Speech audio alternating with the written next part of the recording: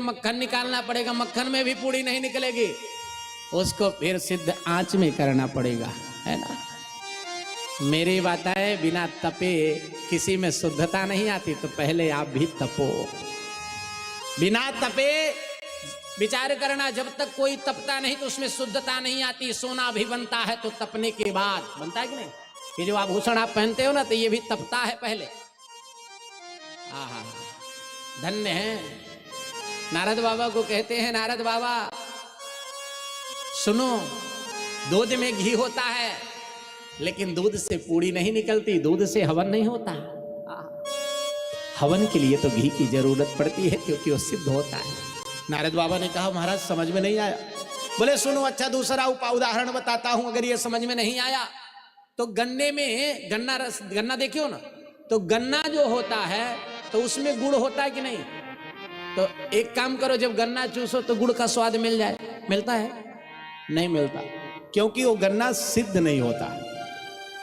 गन्ना तब तक सिद्ध नहीं होता है, जब तक सिद्ध नहीं होता गुड़ का स्वाद नहीं मिलेगा। तो गन्ना को पहले पेरा जाता है, पेर करके उसका रस निकाला जाता है, और रस निकालने के बाद उस रस को भी आग में रख करके उसको भी सिद्ध किया जाता है ना।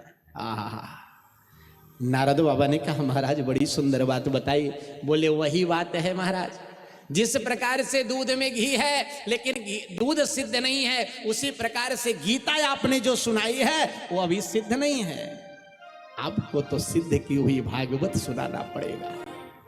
आहा, बड़ा सुंदर दृष्टांत दिए हैं। और कहते हैं महाराज, इदम भागवतम नामा पुराणम ब्रह्म संहितम। ये भागवत महाराज पका हुआ फल है, और ये पेड़ से गिरा हुआ है। बड़ा अद्भुत वर्णन किया। तो बोले महाराज, जब पेड़ से गिरा तो जमीन में गिरा होगा, फूट गया? बोले नहीं गिरा, फूटा नहीं, ये डाली प्रति डाली आया है।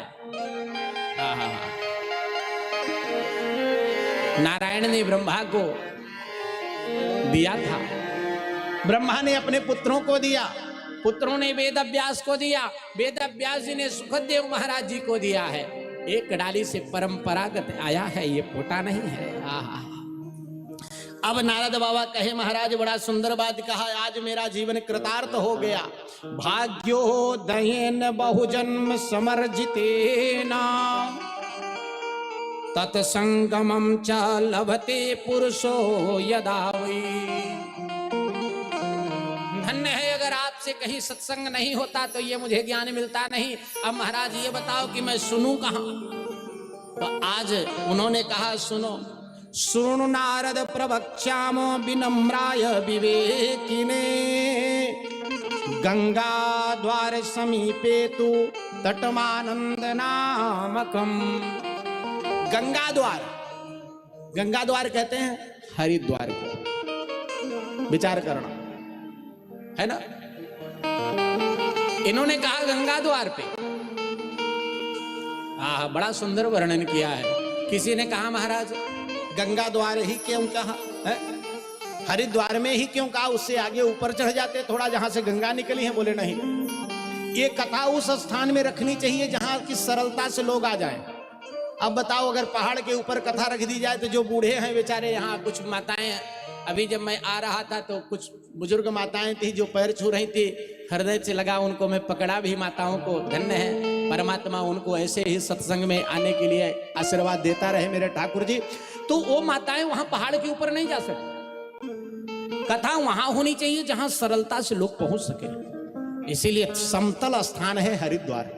उसके आगे आप जाएंगे तो गंगा जी उबड़ खाबड़ में है, ऊंचे पर्वतों से आती है ना। तो इसीलिए समतल स्थान हरिद्वार है, और हरि का द्वार, इसीलिए उसका नाम पड़ा हरिद्वार। आहा, सत्य है। तो आज कहते हैं कि महाराज, और हरिद्वार में आनंद नामक घाट है, वहीं पर श्रीमद् भागवत महापुराण की कथा उन भक्ति देवी के पुत्रों को सुनाई जाए तो उनका कल्याण हो जाएगा।